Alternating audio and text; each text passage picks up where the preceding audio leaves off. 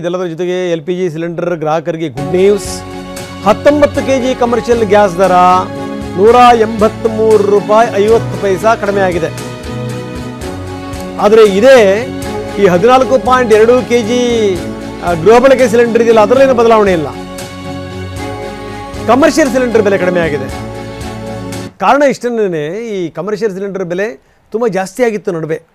ಅದನ್ನು ಪೂರೈಕೆ ಮಾಡುವಂಥದ್ದೇ ಒಂದು ದೊಡ್ಡ ಸವಾಲಾಗ್ಬಿಟ್ಟಿತ್ತು. ಹೀಗಾಗೇನು ಅಂದರೆ ಅದರಲ್ಲಿ ₹183.50 ಕಡಿಮೆ ಆಗಿದೆ.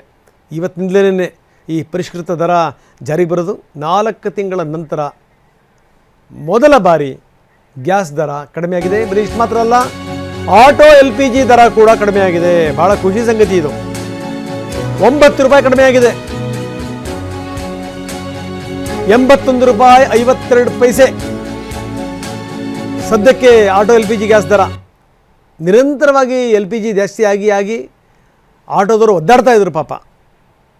ಅಂತೂ ಇಂತೂ ಅದರಲ್ಲೂ ಕೂಡ ₹9 ಕಡಿಮೆ ಆಗಿರೋದು ಈಗ 81.5 ₹81.52 ಇಳಿದಿದೆ.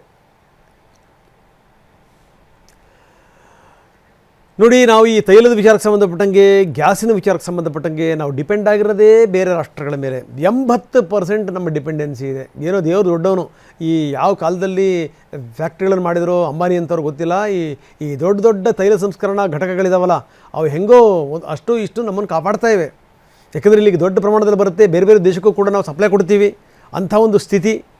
ಹಂಗಿದ್ದಂಥ ಸಂದರ್ಭದಲ್ಲಿ ಒಂಚೂರೇನೋ ಕೈ ಹಿಡಿದಿದೆ. ಕೇಂದ್ರ ಕೂಡ ಎಲ್ಲೂ ಎಡವಟ್ಟಾಗದಿರೋ ಹಾಗೆ ಯಾವ ರೀತಿ ಅದನ್ನು ನಿಭಾಯಿಸಬೇಕು ತುಂಬ ಚೆನ್ನಾಗಿ ನಿಭಾಯಿಸ್ತು. ಬೇರೆ ಬೇರೆ ಭಾಗದಿಂದ ತರಿಸ್ಕೊಳ್ಳುವಂಥದ್ದಾಗಿರ್ಬೋದು, ಅದು ಹೊರೆ ಆಯಿತು, ಇಲ್ಲ ಅಂತ ಹೇಳಲ್ಲ. ಆದರೆ ತೀರಾ ಬೇರೆ ಬೇರೆ ರಾಷ್ಟ್ರಗಳು ಇನ್ಕ್ಲೂಡಿಂಗ್ ಅಮೇರಿಕಾ ಏನು ರಾಷ್ಟ್ರಗಳು ಅನುಭವಿಸಿದ್ವಲ್ಲ, ಅಂಥ ಯಾತನೆಯನ್ನು ಭಾರತೀಯರು ಅನುಭವಿಸ್ತಿಲ್ಲ. ಇದೊಂದು ಸಮಾಧಾನಕರ ಸಂಗತಿ.